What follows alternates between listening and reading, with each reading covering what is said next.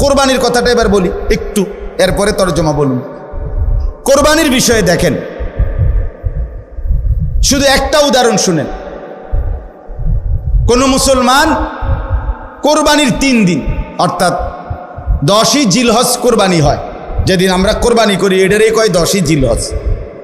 তো কোরবানির দিন এবং তার পরের 2 দিন, তো 10, 11, 12 জিলহজ মাসের এই 3 দিন, মানে কোরবানির দিন আমরা যেটারে বলি তার পরের 2 দিন সহ, এই 3 দিনের ভিতরে যদি কারো কাছে 52.5 বড়ি রূপার সমপরিমাণ টাকা মূল্য থাকে, তাহলে তার উপরে কোরবানি ওয়াজিব। 52.5 বড়ি রূপার দাম সর্বোচ্চ যদি 1000 টাকা করে হয় বড়ি, রূপার বড়ি কম, স্বর্ণের বড়ি বেশি। রূপার বড়ি 1000, 1200, 1300, কখনো কখনো 2700 টাকাও হয়।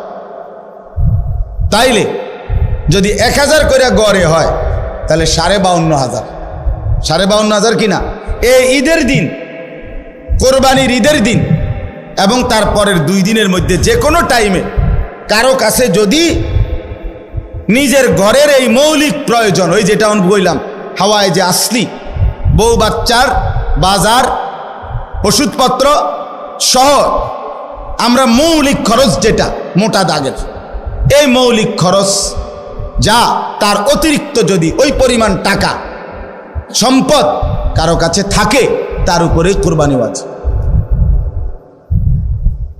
আল্লাহ রাসূল সাল্লাল্লাহু আলাইহি ওয়াসাল্লাম বলেন, যার উপরে কোরবানি ওয়াজিব হলো অথচ কোরবানি সে করলো না, রাসূলুল্লাহ সাল্লাল্লাহু আলাইহি ওয়াসাল্লাম স্পষ্ট বলছেন, ফালা ইয়াকরাবান্না মুসাল্লানা, সে যেন ঈদগাহে না আসে, সে যেন আমাদের নামাজে না আসে। এই অপদার্থ তুই ঈদের নামাজ পড়তে আসবি না।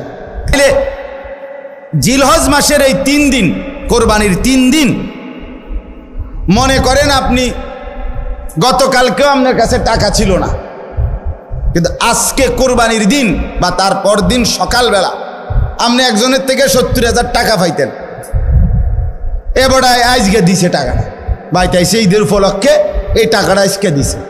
আর এই টাকাটা ছাড়াও আপনার ঘরের পরিবারের সংসারের যা প্রয়োজন তা চলবে, সমস্যা নাই।